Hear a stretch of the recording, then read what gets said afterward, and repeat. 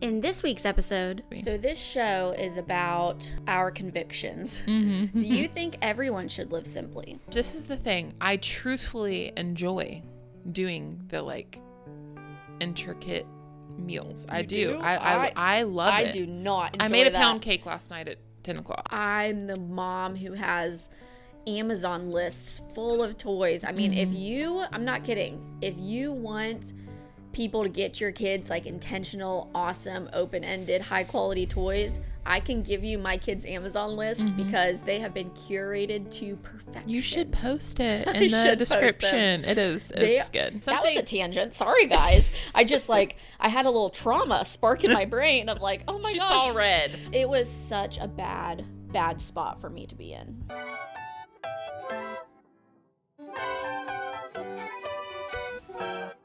Hi, everybody. I'm Marianne. And I'm Olivia. And this is the Related to Motherhood podcast. Our mission is to keep stay-at-home and work-from-home moms company while encouraging you to pursue excellence in motherhood. We are so glad that you're back this week. We are talking about slow living today. We'll see how this goes. We both love it, though. It's something that is newer to me. You've been doing it for a little bit, right? We both aspire to be slow, simple livers. Yeah. So we're going to give our tips today, but don't hold us to them as hard and fast rules. Yeah, seriously. But before we get started, how's your week going? So we're recording this on a Tuesday. Our new recording day is Tuesday. Launch day is the following Thursday. So we have over a week to prepare each episode. We're getting in a rhythm. I think pursuing slow, simple living by now incorporating the podcast into that, it's made it a little bit more difficult for me. Right, yeah. Just like anytime you're incorporating anything new that it requires a big time commitment, it's made it more difficult for me. What about you? Going from working for me and then being home with my kids to now having something that is a super fun that, we get to do every single week, but that is a commitment and things like that has been interesting to fit in and all of that. But it's honestly been so fun. Yeah. That this really is a job. We make zero money from it, clearly, but it is a serious commitment we both made. For those of you who don't know, we have committed. I mean, by the Lord's goodness and graciousness, we will do one episode every week for 1 year. Yep. So for 52 weeks, we've committed to launching one episode a week. And that's a huge commitment that we've made. Yeah. We're taking it really seriously. Before we're allowed to give up, we've said 52 episodes. Yeah. So, and we're 9 episodes in. So this is a big commitment for us. It's been a big time commitment for us. And anytime you incorporate anything big and new into your life, it kind of upheaves the simple, slow living you had going on. So we're finding our new balance.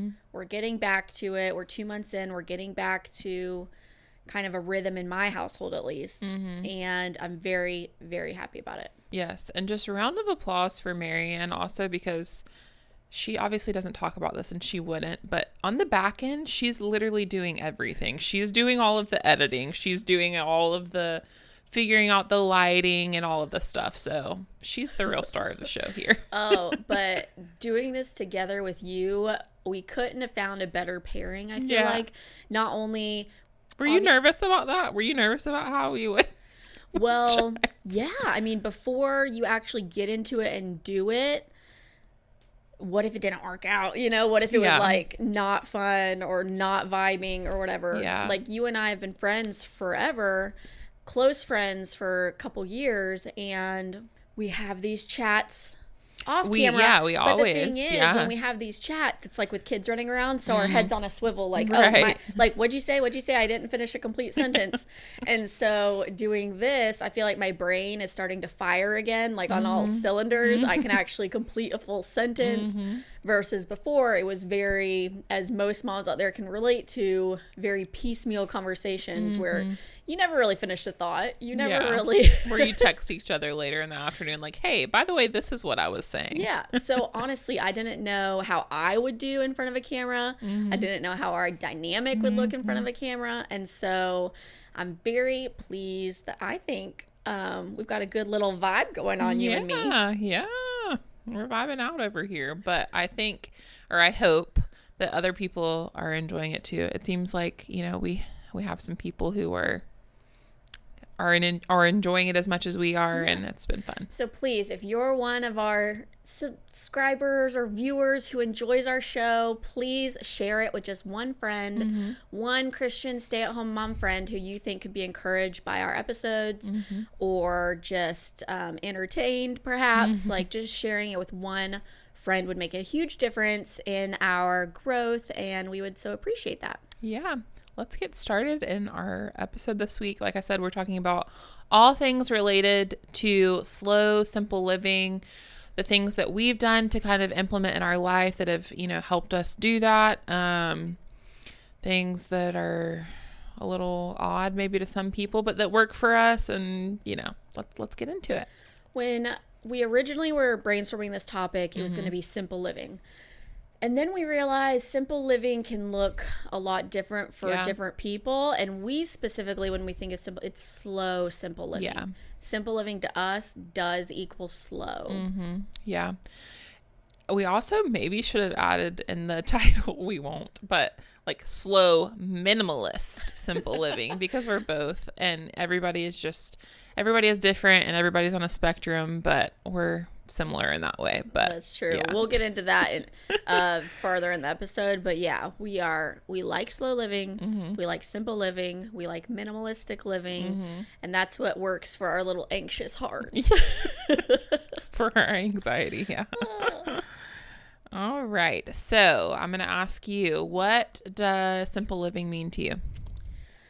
To me, simple living is living intentionally, living with purpose. You are controlling the time in your life and the way your life looks instead of letting your life run and control you. Not letting commitments control you or extracurricular activities and a bunch of stuff like overwhelming your mind and your home. Simple living to me is calm and peace. Yeah, I'd say the same for me. It's obviously just being intentional with your time, I think, like you said, and just slowing down to like really take in and soak all in, every blessing that is this life of being a stay-at-home mom. So it's just slowing down, which is in the quote or the name, but still, it really is. It just is slowing down, taking it all in, being more intentional, being grateful. That's what it means to me. So this show is about largely about our convictions. Do you think everyone should live simply? I do, in a sense, yes. Now that's going to look differently for everyone, but I think it's biblical. Like I said, we're all on a spectrum of what that looks like. And I'm living like the way that God would intend for me to live simply, but you living simply might look different than what God has intended for me. So yeah, I do. I think that we are not meant to be on the rat race of life and chaos and all of that. Yeah, I would agree with that. 1 Thessalonians 4:11-12. This is Paul writing to the church of the Thessalonians, and he says, "Make it your goal to live a quiet life, minding your own business and working with your hands, just as we instructed you before. Then people who are not believers will respect the way you live, and you will not need to depend on others." And that's just sound wisdom. I feel like for most people, you are minding your own business. You're living a quiet life. You're working with your hands, and you're self-dependent. You're not having to depend on others to sustain your needs. And that's really wise. Yeah, I agree. And I think if you look throughout the Bible, you will see all sorts of different stories and parables or whatever where people were just simply living. They weren't going, and that's what I'm going after. So we've split this episode into 3 parts. We're going to go over the ways we personally live simply related to our possessions, the way we live simply related to our habits, and the way we live simply related to our mindset. So let's start with our possessions. Olivia, what's one way that I would say most of these apply to both of us? We kind of tried to brainstorm things that we both incorporate with a few caveats throughout. Yeah. But number one, you have stopped. I have completely stopped over decorating in our house. We just recently bought, well, I guess a year ago, we bought our first home, and I just got rid of a bunch of cluttery, dust making decorations and just really simplified to like pieces, that sounds so official, but like artwork or whatever it is that just really means something to me, that is not going to just clutter my house up. We went over to your house a few days ago, my husband, my kids, and I, and I just got to sit on your couch and watch you tinker away in your kitchen, and I got to rest and watch the kids play, and I said to you, your home is so peaceful and calm. Like, I love being here. It's not stressful, and I love that about your house. Yeah. I think this whole episode is going to really, like, if that's something you're after, if simplifying and or someone coming over to your house and just feeling like peace and calm and welcomed versus overwhelmed. Yeah, versus overwhelmed and like, I don't think I ever want to come back here. Then like these are the things that have worked for us. But you and I were talking about this everything we say is our opinion and our experience. Clearly, we know people, and people I love online, like Angela Braniff is a really huge YouTuber who does homesteading and does homeschooling, and I would say relatively lives simply, but she calls herself a maximalist. And so this isn't a prescription for everyone. Yeah. You could have decor all over your walls and books lining, dozens of bookshelves, and you could still live a simple life. But for us, that just would not work for our brains. Yeah. It's all a mental thing. Like, there's nothing wrong, obviously, with, which I definitely grew up in a maximalist home. Well, it's intentional. Are you intentionally living in your space, or is your space controlling you in your mind? Right. I think it's all about what is going to help you live more simply. And to me, for my life, having a bunch of crap is not helping me live more simply. Now, for other people, they don't mind it or whatever. And you were saying that because you are becoming a little bit of a homesteader, you found it's a little more difficult. It is a little bit more difficult. You definitely have to get more creative, because if you're homesteading or you have like a little farm and you're trying to can and preserve food and all of those things, then like you have a freeze dryer and you have the mason jars, and I do have mason jars kind of just in random places all over my house. Your house is so simple, and then there's just like piles of mason jars. So you have mason jars, and you have all of the little kitchen gadgets to be able to cook all your meals from scratch at home. So it is a little bit more complicated, but I think every item has a purpose. Yes, I think I've kind of figured it out a little bit, maybe. I don't know. Right. Related to our possessions, I have stopped buying cheap single-use kind of toys. I've stopped buying the toys that entertain the kid, and I buy open-ended toys. We love our Magnetiles. My daughter loves her little baby stroller. We love the climbing tower that we have in our playroom. We love our scooters. I love toys that are made well and will last through multiple kids. I'm pulling out toys my daughter used when she was 1 for my son who's now 1. And so the toys that will last, the toys that are more open-ended, the toys where they can be creative. Yeah. I feel like a hypocrite saying this right now, because our toy room, our playroom downstairs is an absolute disaster because these little trinkety plastic toys just grow out of the ground, I guess. I don't know where they came from. Like, friends leave them here. We go to a birthday party and they give you a bag full of little trinkets, which the kids love, but then they end up back in my house. So my playroom is due for a big old purge, and that will bring peace to my soul. Yeah. But in general, I really focus on just buying a few intentional, high quality toys as the general rule. Yeah.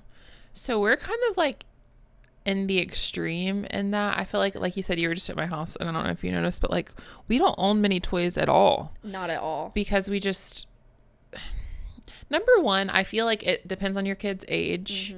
But like our kids have a beautiful big backyard and things like that. So like lately we've tried to really encourage them to like be creative and like go build a fort or something. I don't know. Which obviously my son is obsessed with dinosaurs. So like he still has lots of dinosaurs.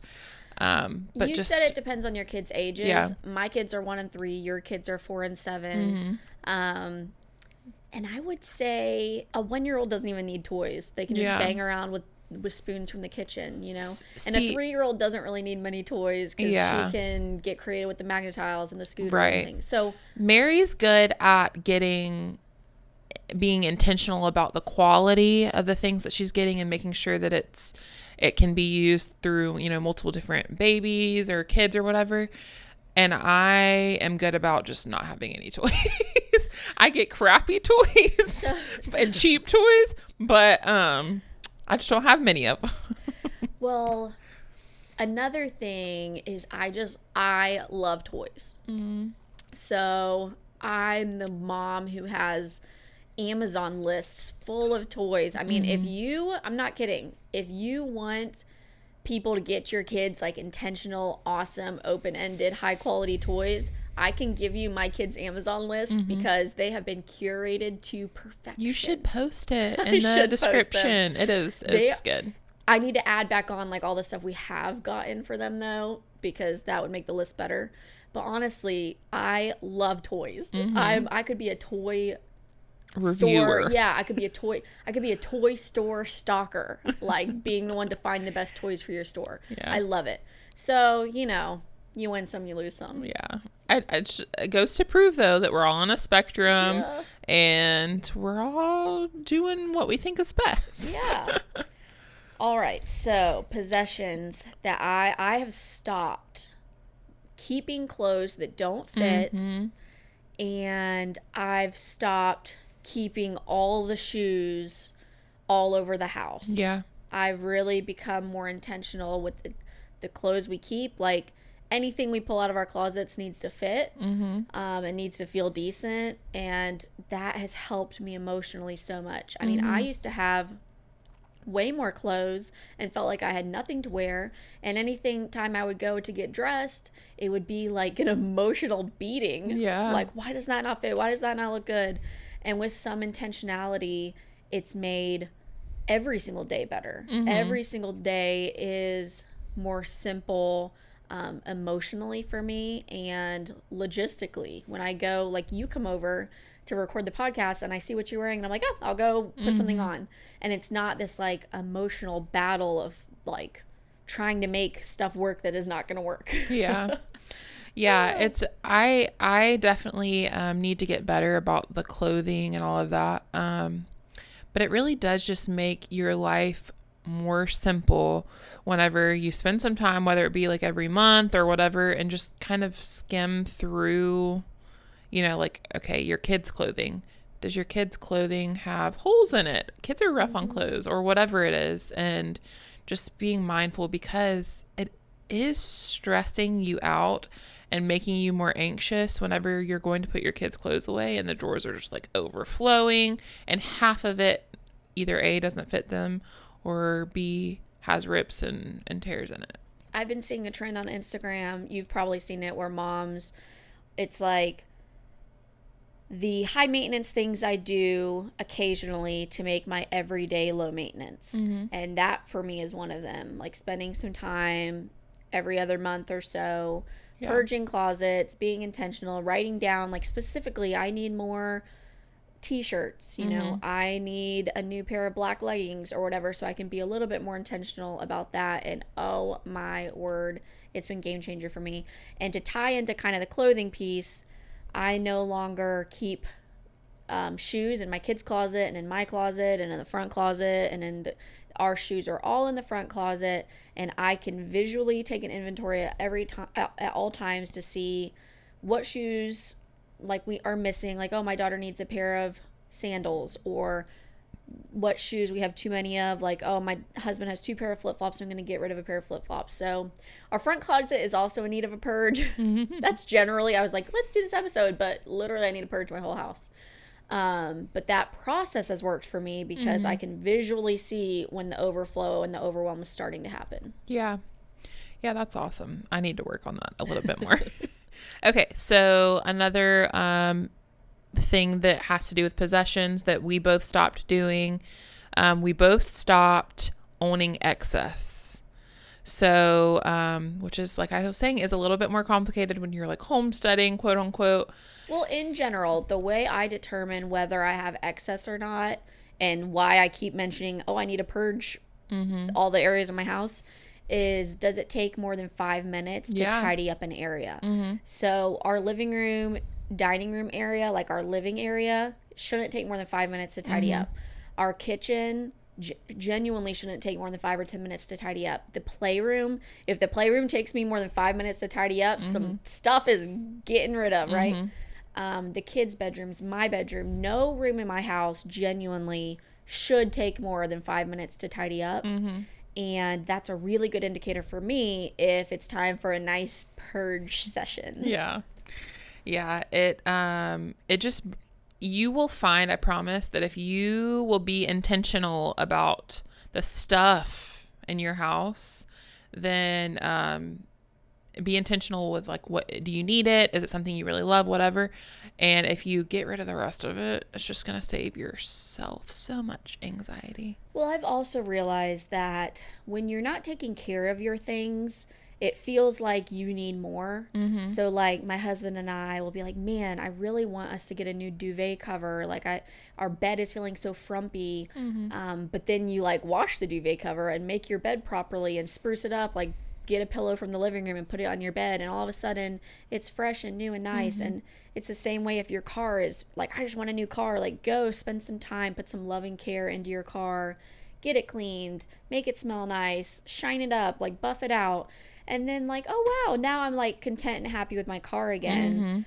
So if you're neglecting things, like, before you decide to actually buy something new or replace it or upgrade it, spend some time putting some TLC into it, and then it really gives you a fresh perspective of whether you really should, upgrade or replace it, or whether, like, you're content with that. Right. Yeah. So we really wanted it to be like the different areas of our life where we're trying to live simply and not just stuff, because it's easy to be like, oh, simple living.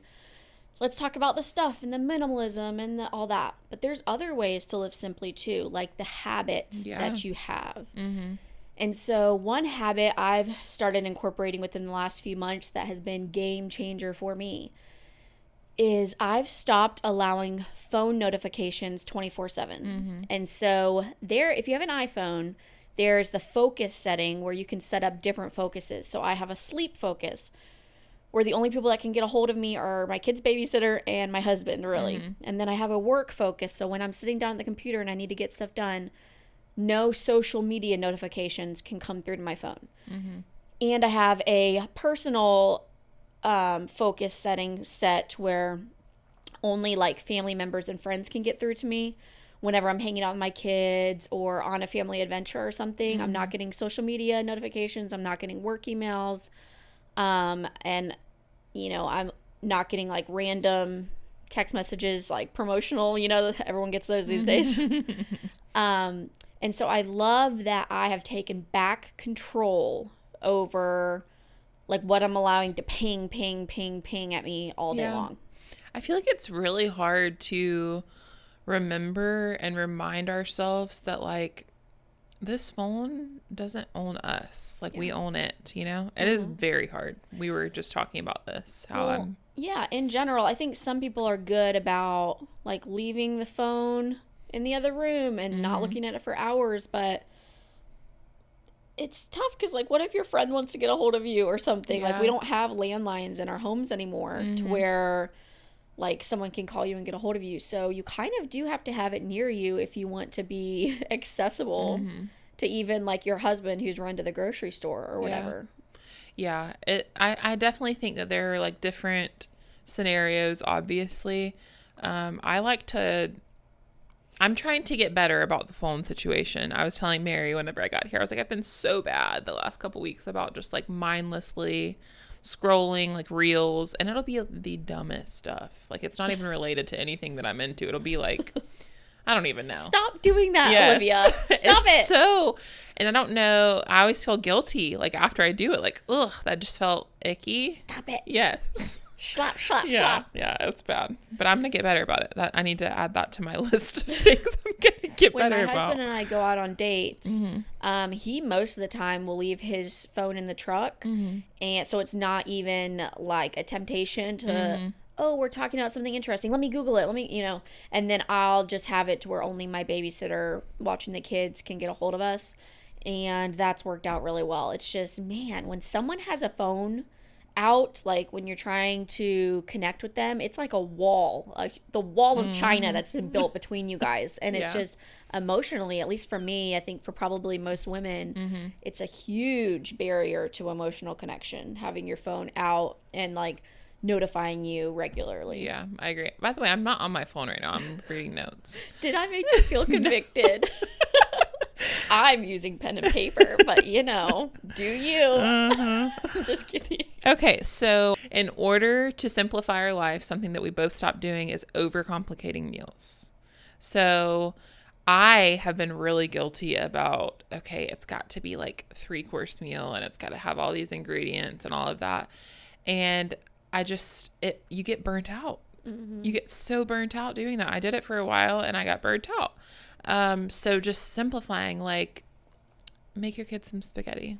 Yeah. Or some macaroni and cheese. And unless you genuinely enjoy following a recipe, all you need is like some sort of pasta, rice, potato, and then like some sort of meat and some sort of vegetable, and you're good. It doesn't have to be any sort of concoction. Which, this is the thing, I truthfully enjoy doing the like intricate meals. I do. I love it. I do not enjoy I made a that. pound cake last night at 10 o'clock. I don't think I've followed a recipe to a T in my entire life. Yeah.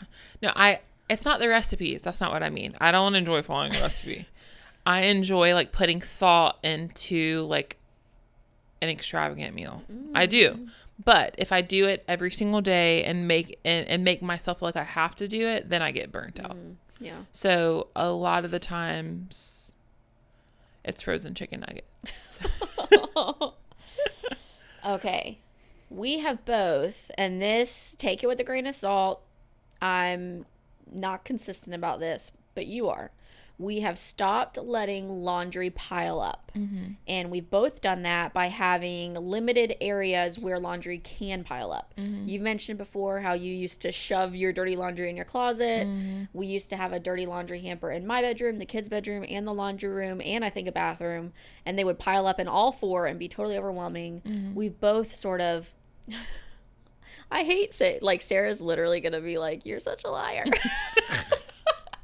We both try to keep laundry streamlined, because when laundry is out of control, your life feels out of control. Yeah.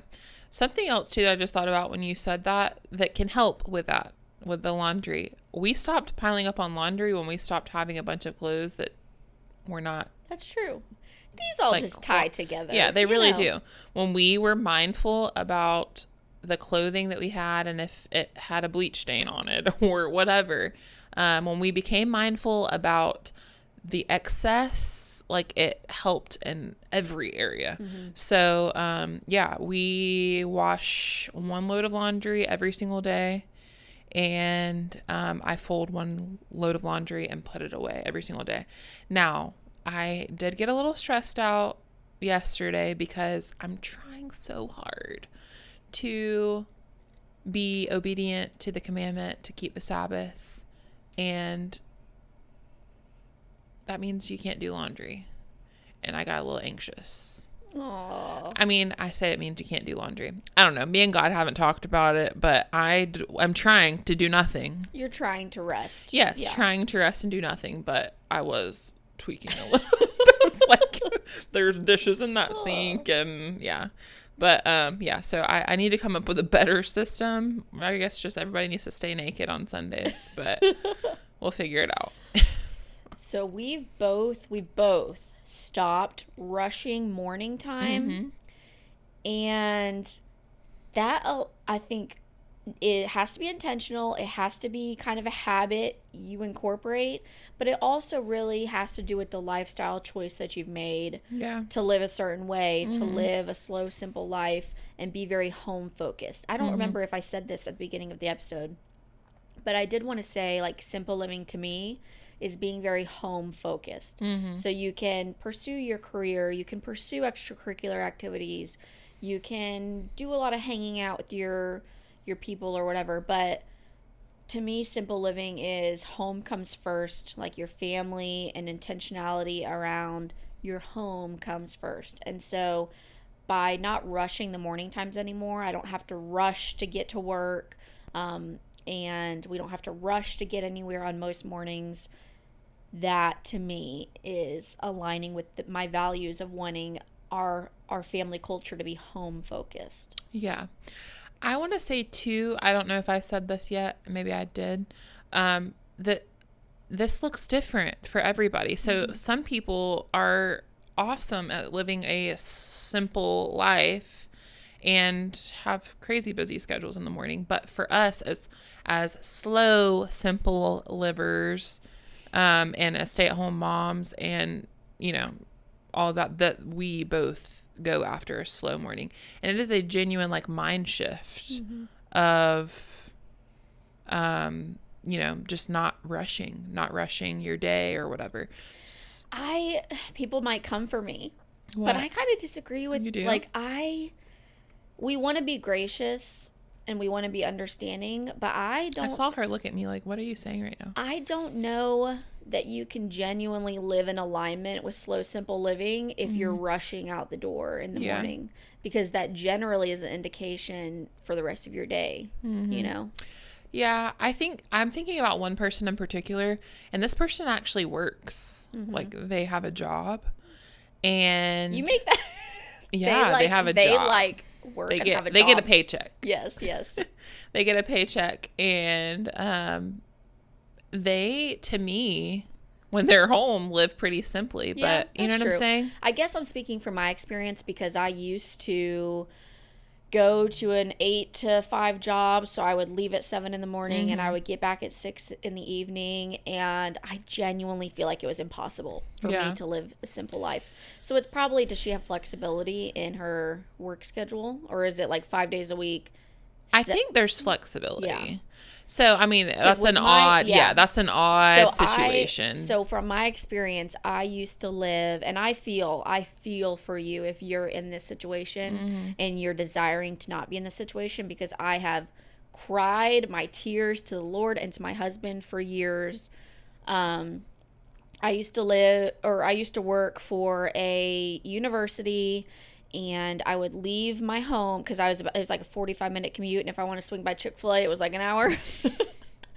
And so I would leave my house at 7 a.m. and then I wouldn't, and if I don't stop for groceries, if I don't stop for gas, if I don't stop to go to the gym, I would be home around 6 p.m.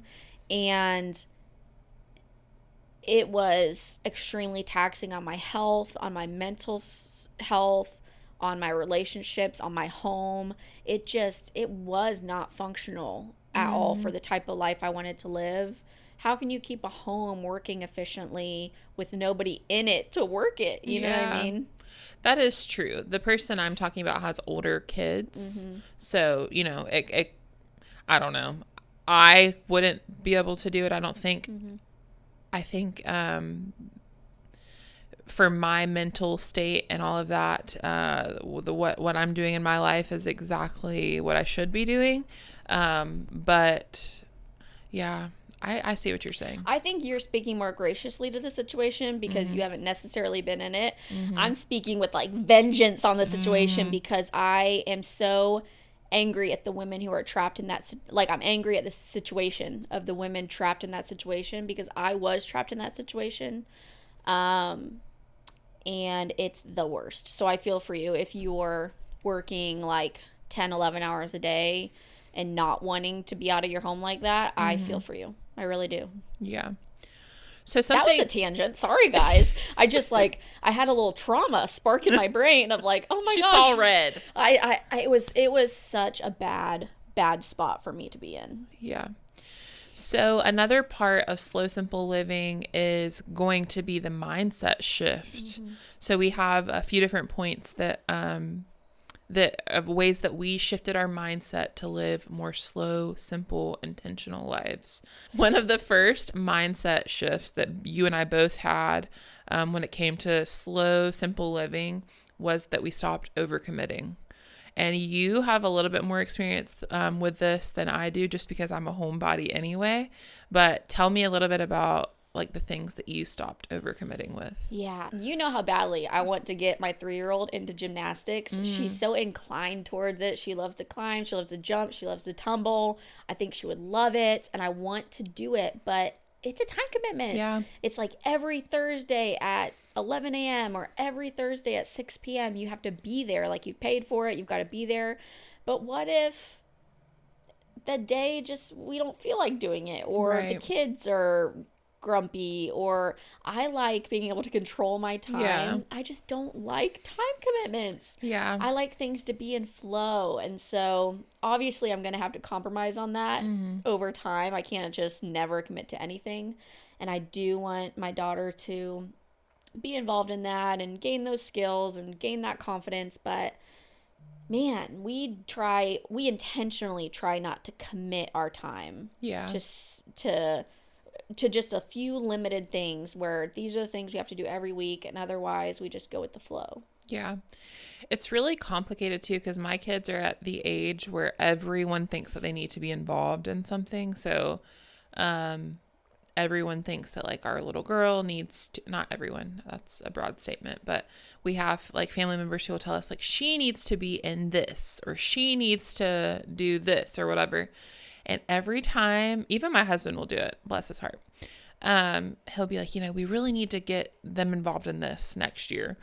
And every time they do it, I just like throw up a little bit because it just sounds awful to me. You want them to have that experience, but for everything you commit to, it's like an opportunity cost of something else. Yeah, it's an opportunity cost, and it's just, it goes kind of back to, that the heart behind it a little bit for them is they are thinking of the whole socializing and them having friends or whatever.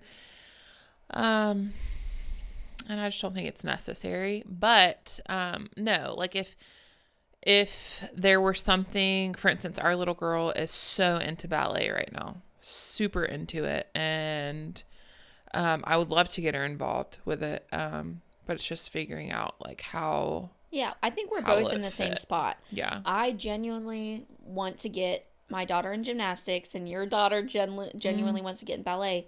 But we do need to be intentional about it. Yeah. We need to make sure it's the right timing for our families, not just willy-nilly commit to anything, because it is a little bit of a sacrifice.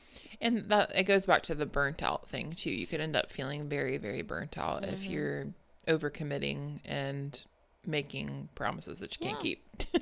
Speaking of like mindset shifts, we've both stopped over-consuming excessive news. Yeah. And that's like seeing it on Facebook, seeing it on the actual, do people watch TV news? I don't know. Like I follow YouTubers like Ben Shapiro who covers the news. Like, I love you, Ben, but I can't watch you every day. Okay. Like I've stopped over consuming news because it just feels very overwhelming. It's definitely not simple. We are not meant to consume everything bad going on in the world every single day and take that onto our shoulders. Like God has not given us what we need to shoulder the burdens of the entire world every single day. And so by cutting out the excessive news consumption, for me, it's really helped my mindset stay more clear. I mean, when those horrible, tragic things happen, I mean, it just destroys me. Like some people, my husband could talk about a tragedy all day and it doesn't affect him. It affects me like deeply. I'm like, stop talking to me about that. I can't handle it. God has not given me the grace to handle that. So what about you? Do you like what's your news consumption like? Yeah, so I'm not big on news, but I think it can also play into what we were talking about earlier with just consumption in general. You know what I'm saying? So like, I don't think that God created us just sitting, to be sitting on our phone all day, consume like this recipe and what is that person doing today and what this day in the life. I just don't think that that's how what we were ever created to do. Consumption. But yes. The word consumption really is opposite of biblical living. Consuming material things, consuming like your time with certain things, consuming your mind, consuming online things, consuming news. Like normally when you think of consuming, it really is anti-biblical in a lot of ways. Yeah. Well, you hear the word glutton and you automatically think of food. And like God's really just been, we've been talking about it and dealing with it. God's really been laying it on my heart that like gluttony is not just food. It's anything over excess. Yep. Excess. So yeah, I was laughing earlier because I didn't even know that the government admitted the aliens were real or has said the aliens are real. What do you mean? Yeah. So I don't know if my husband told me about it or if I did just see something on Facebook, and I guess the government has come out and said the aliens are real. What the heck? I know, and I'm like, what the heck? I'm gonna go back into my simple living now. Let me get off social media now. Oh my goodness, I did not know that. Did you guys know that? Yeah, that's wild. But yeah, but just over consuming in general is not good for your brain. Yeah, I regularly have to evaluate my life and see like where is overconsumption happening. Like I admitted in the last episode how my family is over consuming, like eating out and fast food, and how that is not aligning with how we want to live, like on a day in, day out basis. So like, what is something that you guys are over consuming that doesn't align with your values? Because you want to live by your values. That's how you feel. That's how you're living with integrity. That's how you feel at peace. That's how you live simply, is to live by your values. So is there anything you're over consuming that you feel convicted about? Yeah. Oh, you said the phone thing. Yeah, just the phone thing. Like, and I don't do it every single day. Like I said, I genuinely feel like gross after I do it. Because it's just, this is the way that I kind of live my life and think about the way that I live my life, is if it's not like beneficial to either me or other people or God, then it's a waste. Yeah. And it's a catch-22 because there is valuable stuff online. Oh yeah. I hope people consider our podcast, valuable, and there's podcasts I love following and accounts I love following that I do feel like really give me value.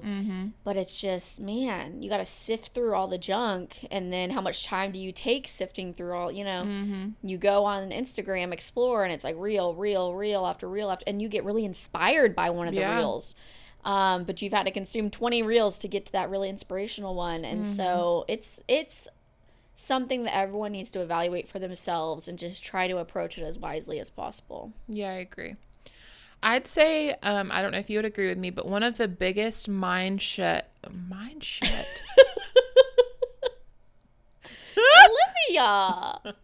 One of the biggest mind shift. Oh my word.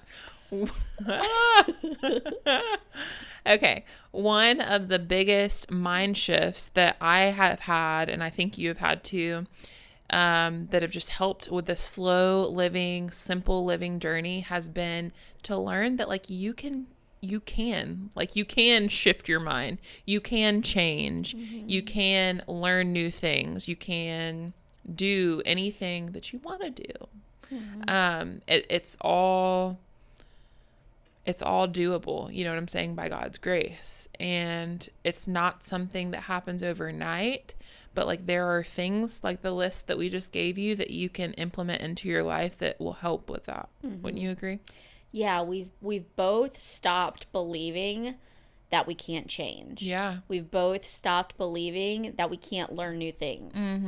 I mean, it took me years to learn how to make sourdough bread because it just seems so... I just brought her another starter this morning. I did kill my starter, but I keep it alive for like a couple months, and then I let it die, and then you start, Grace.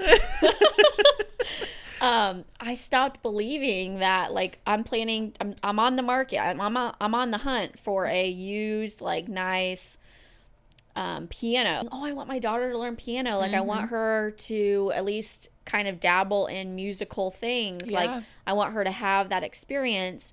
And I really was thinking, like, oh, I want my daughter to, and I was like, wait, I can learn piano too. Like, it's not too late for me. I'm 31. Yeah. So I plan to learn piano, and then I'm hoping it'll be more like parent led, where she'll see me learning and she'll want to learn versus, like, sit down for piano time. You got to learn piano. And so my goal, little side note, is I want the piano and I want to learn some Christmas hymns so that my family can sit around and sing Christmas hymns over this holiday season together, because does that not sound like joy? So that's my goal. Just such a core memory. I know. I'm all about the core memories. So I'm looking for a piano off Facebook Marketplace, something like affordable and nice.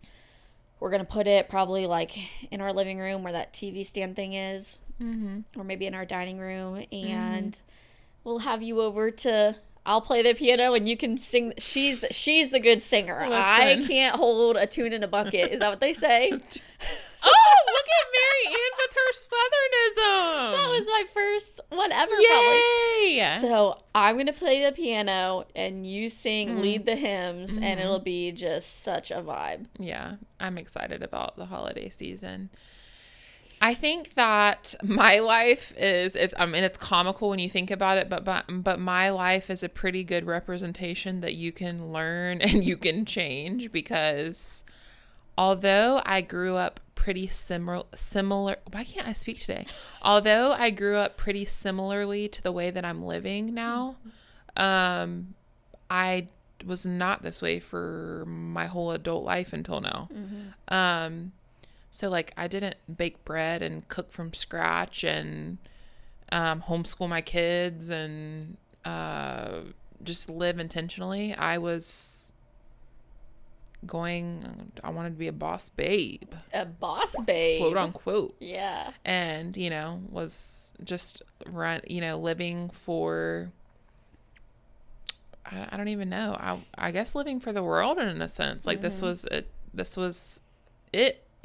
Consumption, it comes back to, like, I was living to consume things, consume people, when I think about how I was living and how I still live sometimes, but I'm trying not to live. I'm trying not to live consuming. I feel like that's sort of the theme of this episode. Whenever I talk about this a lot. We're going to have to get t-shirts made. We need merch. Oh, my word. When I became obsessed with heaven and, like, the hope of heaven and, like, the knowing that this is not our home, it became simplifying my life so much easier. Wait, so what was the merch going to say? I want to go to heaven, I guess. I don't know, but that's just my slogan. Everybody that knows me, that has known me in the season of my life knows that, like, I'm very big proponent on this is not my home. I'm an alien here. You probably say this is not my home at least once a week. Yeah. It's a good way to live, though. Yeah. But saying that, like, it really did help with just, like, you don't care about all of the stuff that this world has to offer if that's where your mind is, So if you're watching this on YouTube, I'd love if you would comment below ways that you live simply or ways that you are going to plan to try to live more simply. Maybe go over to our Instagram and comment on some of our reels, like, help counteract the hate over there. And if you are listening on podcast platforms, we would so appreciate a review over on Apple Podcast. We thank y'all so much for being here. This was such a fun episode. I love doing this with you. I know I say that every week, but I really do. I love doing it. It's so fun. We are related by marriage. We're related in Christ. Join us each week as we chat all things related to motherhood.